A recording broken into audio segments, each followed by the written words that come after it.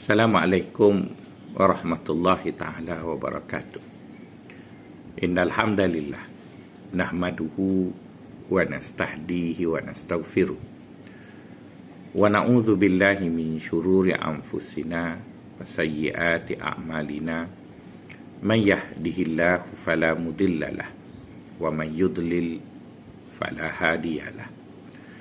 Nashhadu an la ilaha illallah wa nashhadu anna Muhammadan abduhu wa rasuluh. Wa ba'd. Alhamdulillah, bersyukur kita ke hadrat Allah Subhanahu wa taala kerana dengan limpah kurnianya kita masih lagi diberi kesempatan untuk meneruskan langkah-langkah yang telah kita lalui pada bulan Ramadan ini. Dalam kesempatan yang ringkas ini, ingin saya mengajak kawan-kawan, sahabat-sahabat semua menggunakan segala potensi diri yang ada dalam diri kita untuk melengkapkan ataupun menyempurnakan apa yang diharapkan kita dapat lakukannya di sepanjang bulan Ramadan. Di antara potensi diri yang ada pada diri setiap kita adalah kemampuan untuk melihat sesuatu dengan dua mata. Seorang mukmin itu mempunyai dua mata.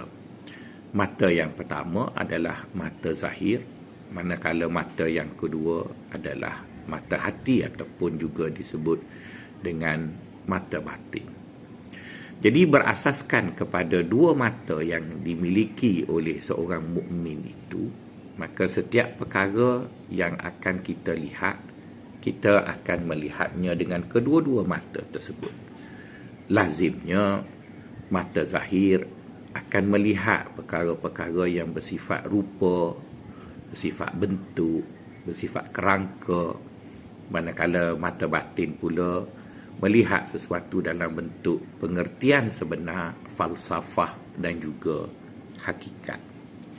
Apabila kita berbicara tentang ibadah puasa yang sedang kita lalui ini, maka seharusnya lah puasa itu juga dilihat dengan dua kacamata tadi, iaitu kacamata zahir yang merujuk kepada format ataupun bentuk puasa secara zahir, manakala dengan menggunakan mata kedua ataupun mata hati tadi, kita melihat puasa tadi pada makna hakikatnya.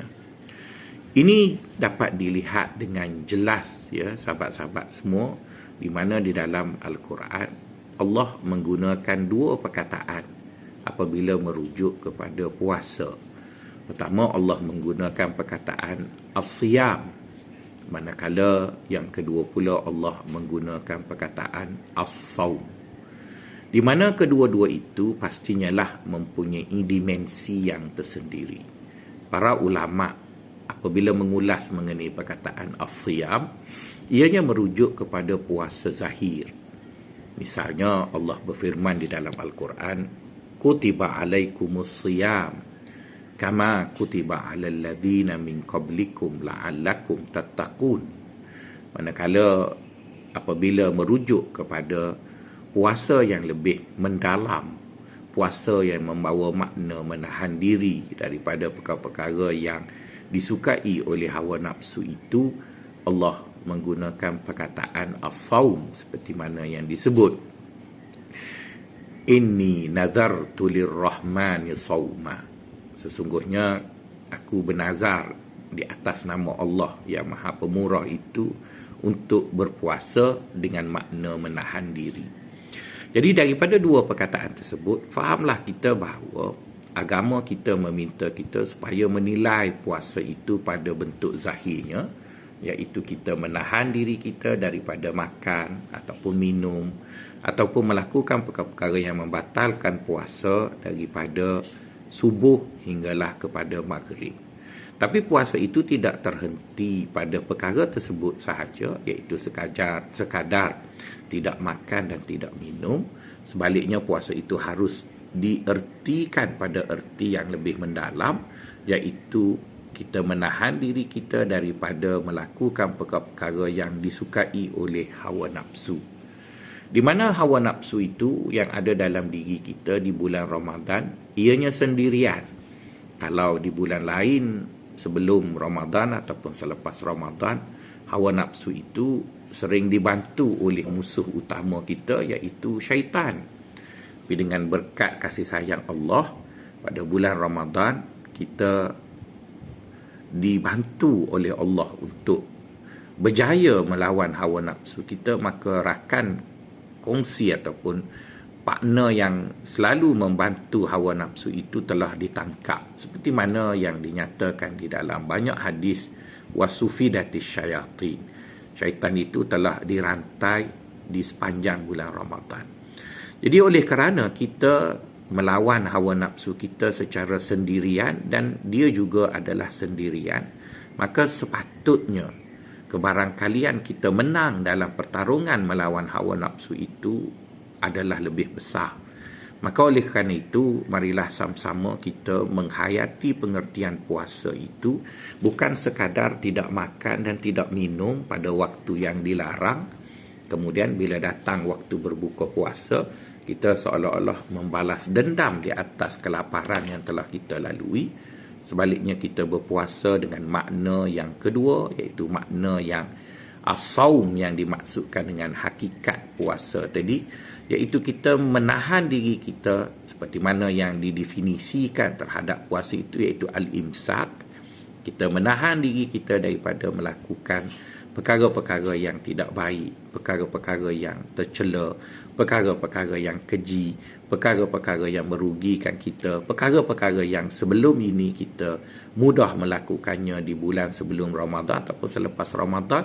Maka dalam bulan Ramadan ini kita mendisiplinkan diri kita dengan seketat-ketatnya untuk mengajar ataupun mengherdik ataupun mendidik hawa nafsu kita itu supaya menjadi lebih akur kepada kehendak Allah yang akan membawa kita kepada kejayaan.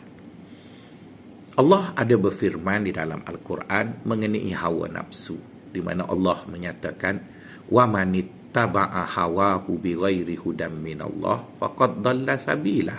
Sesiapa yang mengikuti hawa nafsu itu tanpa pedoman daripada agama, maka sesungguhnya dia telah sesat daripada jalan yang sebenar.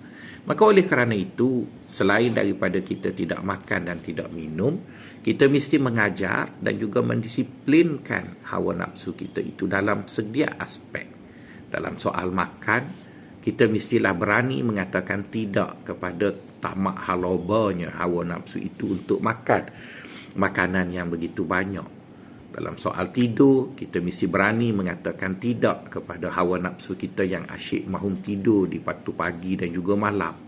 Begitu juga bila hawa nafsu kita suka bersembang dan bertemu dengan kawan-kawan menghabiskan masa dengan tidak menentu itu, kita berani mengatakan tidak kepadanya, sebaliknya untuk berada dekat dengan Allah SWT di bulan Ramadan.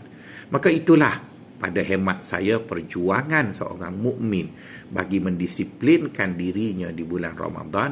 Maka dengan pendisiplinan itu, maka kita dapat mencapai hasrat yang Allah mahukan daripada pentarbiyahan di bulan Ramadan, dan kita akan merasa begitu gembira kerana kita dapat dibebaskan oleh Allah SWT daripada api neraka seperti mana yang dijanjikan, itqum minan nar.